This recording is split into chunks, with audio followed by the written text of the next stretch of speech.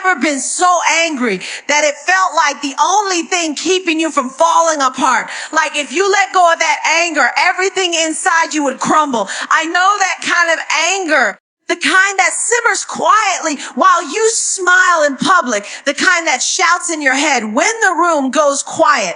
That anger that you carry like a sword, ready to defend yourself from anything that even smells like hurt. But I also know what it feels like when the war is over and you're still swinging. You're still armored up, still guarded, still ready to fight, even when there's no enemy left in the room but your own pain. See, anger isn't always about rage. Sometimes it's silence. Sometimes it's that cold shoulder you give to someone who never even knew they hurt you. Sometimes it's the sarcastic joke you use to cut someone down before they can reach your heart. And if we're honest, most of the time, anger isn't about the person who triggered it.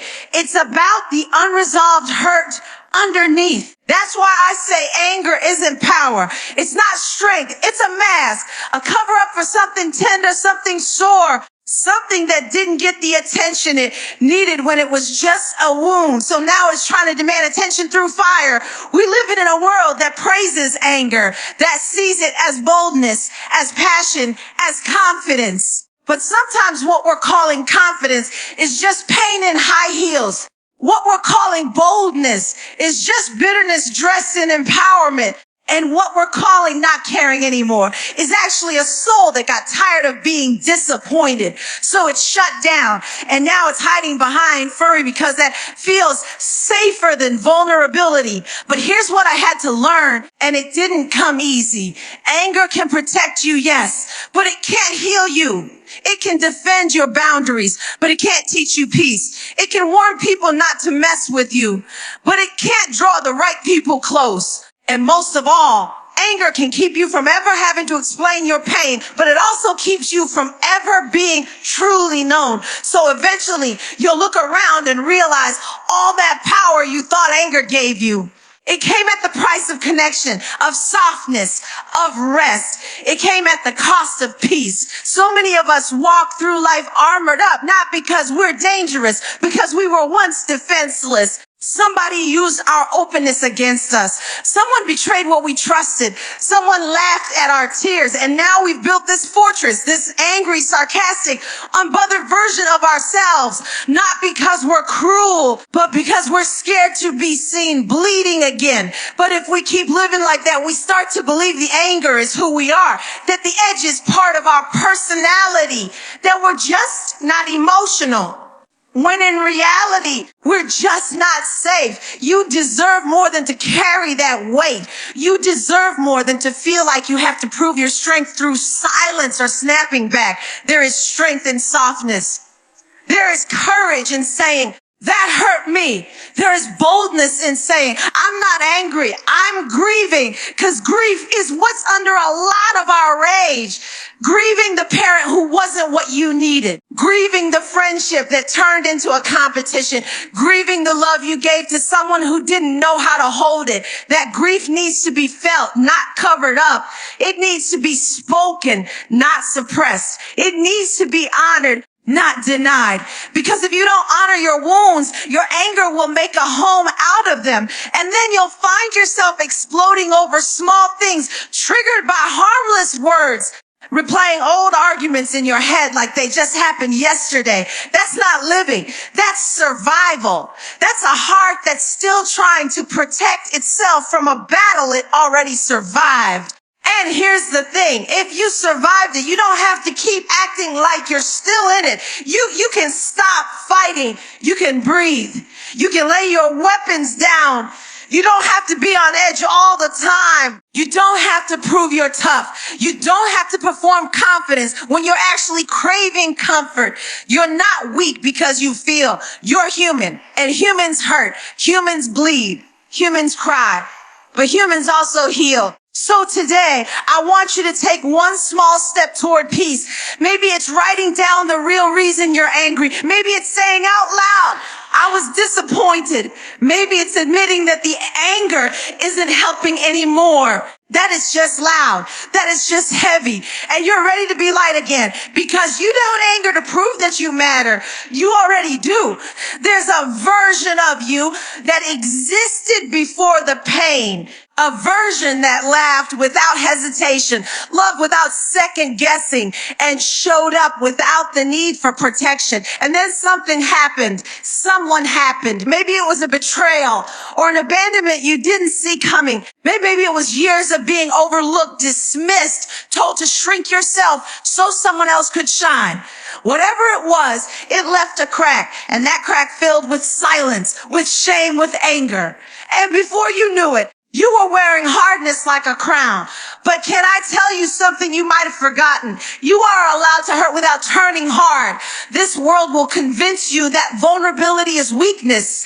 That to survive, you have to become untouchable. That if you let one tear fall, it means they won. But the truth is, they don't win when you cry. They win when you stop feeling, when you stop trusting. When you stop believing that softness and strength can coexist in the same heart, that's when the enemy celebrates. When your pain turns into a wall instead of a window. You've probably heard people say, never let them see you sweat. Don't let them get to you. Just be strong. But what they don't tell you is that being strong doesn't mean being numb.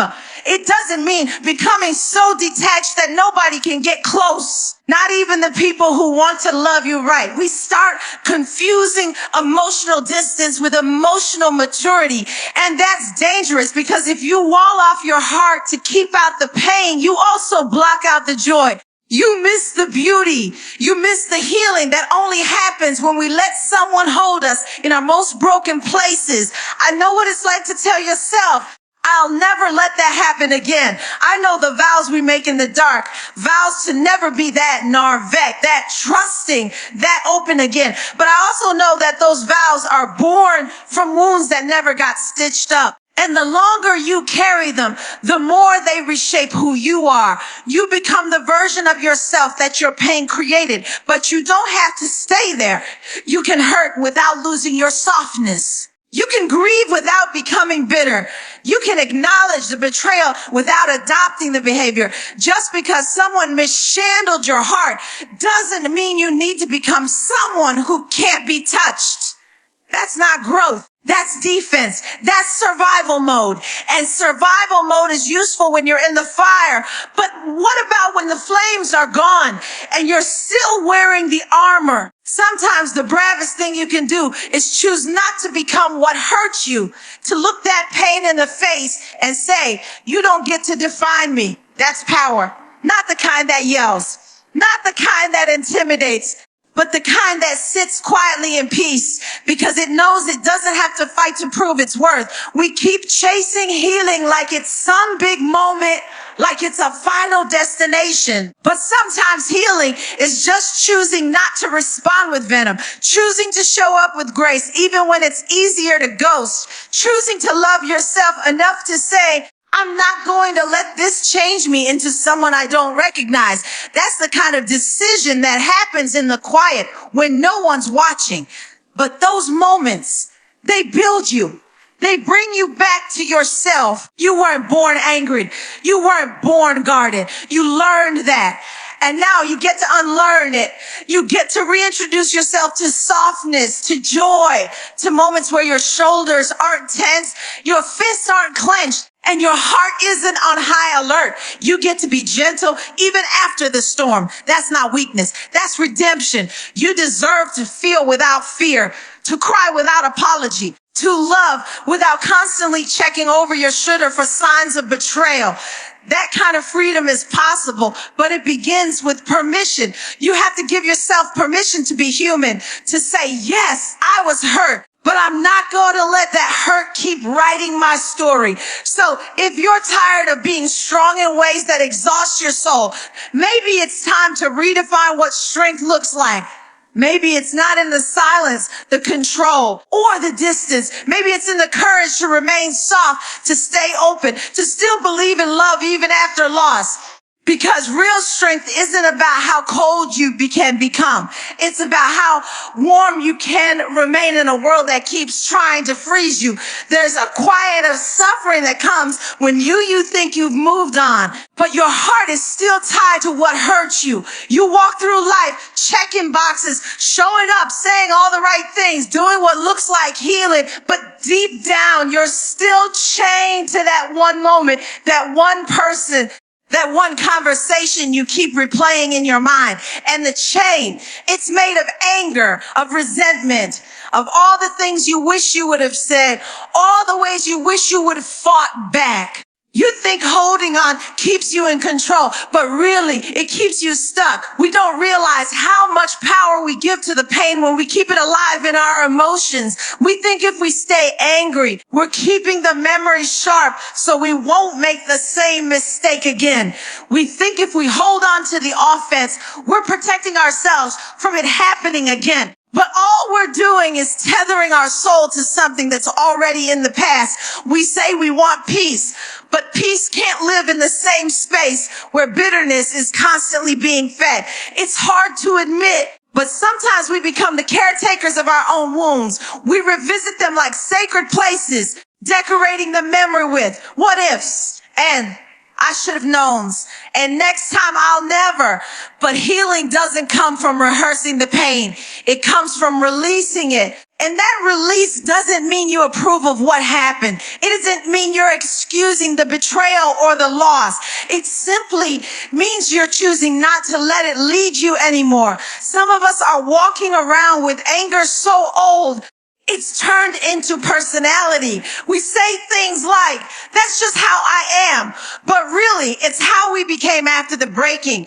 And if we're not careful, we start making decisions from that place. We build relationships from that place. We start careers, form opinions, raise children, and chase dreams all from a place of unresolved pain disguised as protection. That's how cycles continue. That's how brokenness gets passed down, not just through words, but through behaviors, through tone, through absence of presence. And if we don't confront that anchor, we start becoming the very thing we're mad at. You deserve freedom. Not just externally, but internally. The kind of freedom that lets you breathe deep again, that lets you laugh without the sound being swallowed by bitterness, that lets you look at the person who hurt you and not flinch because they no longer have a hold on your heart, even if they still exist in your memory. That kind of freedom requires you to untangle your identity from the pain, to stop telling your story from the place of the wound and start telling it from the place of the healing. There's a difference between remembering and reliving. You can remember what happened and honor the lessons without reopening wound every time you think about it. But you have to want that freedom more than you want the control that anger gives you.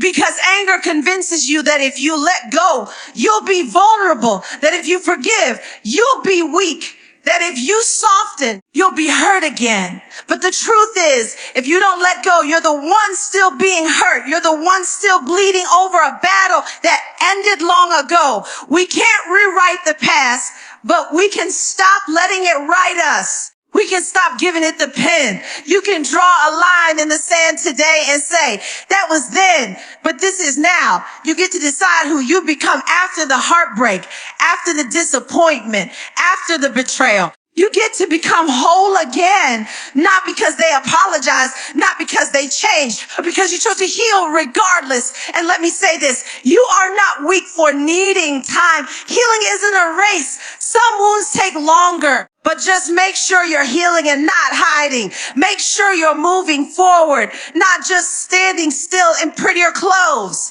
Ask yourself, am I really free or am I just functioning? There's a big difference. When you stop feeding the anger, the pain will lose its grip. When you stop rehearsing the story, you'll start writing a new one. And that story, it begins with the moment you say, I'm not chained to this anymore, because your future doesn't belong to what broke you. It belongs to what you're brave enough to believe in next. Peace doesn't just show up at your door one day with a bow on it. It's not something you stumble into after the storm has passed. It's something you choose over and over again, even when the wind is still howling and the ground beneath you hasn't stopped shaking. We spend so much time asking for peace like it's a reward, like it's something we earn after surviving the chows. But peace is not passive. Peace is a discipline. It's a decision you make when everything in you wants to react, retaliate, and prove a point. You don't wake up peaceful. You wake up human. You wake up with memories and triggers, insecurities and fears, all quietly waiting to be awakened by one word, one look, one moment. And in that moment, you get to choose. Do I go back to the version of me that was always on edge, always ready to fight, always holding her breath for the next hit? Or do I breathe deep and answer from the healed place, even if I'm still healing? I wish I could say choosing peace is easy. That once you decide, it just settles in your bones and never leaves. But that's not how it works, because life has a way of testing your peace. People will poke it. Circumstances will stretch it. Your own thoughts will try to talk you out of it. And every time that happens, you'll have to choose again. You'll have to pause in the tension, quiet your pride, and say, I don't need to win this moment. I just need to protect my peace. There's a certain kind of strength in that pause, a power that doesn't yell, a wisdom that doesn't need to be loud to be real. It's the strength that shows up when you walk away from a fight you could won just to protect the version of yourself you're trying to become. That kind of strength is not taught by this world. This world tells you to clap back, to defend your name, to be loud enough so no one mistakes your silence for surrender. But silence can be sacred. Stillness can be strategy. And peace is not about who's right. It's about who's free. We carry so much weight trying to prove we're not weak. But what if your greatest strength is found in what you're willing to walk away from? Not out of fear, not because you don't have a voice, but because you finally realized that not every battle deserves your energy, that not every situation is worthy of your reaction. Some things are simply not worth losing your peace over. And here's what I've learned. Peace will cost you your pride, will cost you the satisfaction of being right. It will cost you the last word, but it will gift you clarity. It will gift you rest. It will gift you the ability to sleep at night knowing you didn't lower yourself to match the chaos. And that kind of peace, it's priceless. Sometimes the most powerful thing you can do is be unbothered. Not because you're numb, but because you've grown. Because you know who you are now. You know your worth doesn't need to be defended in every room. You don't need to perform emotional strength through anger anymore. You don't need to flex spiritual maturity by arguing over things that don't deserve your breath. You just need to be anchored, grounded in grace, routed in truth, and bold enough to protect your peace like it's sacred, because it is. There will be days when you're tempted to slip back into old patterns, when someone says just the right thing to pull the old version of you to the surface. And you'll feel it, that heat rising in your chest, that urge to go off, to remind them you're not the one to play with. But in that moment, ask yourself, is this really about them? Or is this about me refusing to let someone else's actions disrupt the stability I've been fighting to build inside of me? Peace isn't a personality. It's a process. It's the daily commitment to responding instead of reacting, to releasing instead of rehearsing, to trusting instead of controlling. And every time you choose peace, even when it's hard, you're choosing healing, you're choosing growth, you're choosing yourself. Because the truth is, you won't always get an apology. You won't always see justice served. You won't always be able to change the people or the situation, but you can change how you carry it. You can decide that peace is the only thing you refuse to let go of, no matter what they said, no matter what they did. And that decision, that's where your freedom lies. Some of us learned how to love in the middle of chaos. We were handed versions of love that came with conditions, silence, manipulation, or pain. We were taught that love means proving yourself, fixing others, shrinking down, or surviving storms just to earn scraps of affection. And without realizing it, we started calling dysfunction love. We started calling pain passion. And now we're out here trying to build healthy connections with broken blueprints. When you grow up being taught that love has to hurt to be real, you begin to normalize the ache. You begin to expect inconsistency, tolerate disrespect, and settle for people who make you question your worth. And then when peace shows up, it feels boring. When kindness shows up, it feels suspicious. When someone loves you without choice, you start looking for what's wrong because angry love taught you to be alert, not at ease. But it's time to unlearn that. Just because they called it love doesn't mean it was. Just because they raised you with it, stayed with you through it, or built a home around it doesn't mean it was safe or holy or healing. You're not crazy for wanting more. You're not dramatic for needing gentleness. You're not needy because you crave consistency. Those are not flaws. They're signs of your wholeness waking up. That's your spirit remembering that love is supposed to feel like security, not survival. You have to stop letting angry people teach you how to love. Stop letting broken people define what connection looks like. Because what you believe about love will shape everything. How you love yourself, how you let others treat you. You accept and what you walk away from. And when what you learned is rooted in pain, it becomes your normal. But just because it's familiar doesn't mean it's right.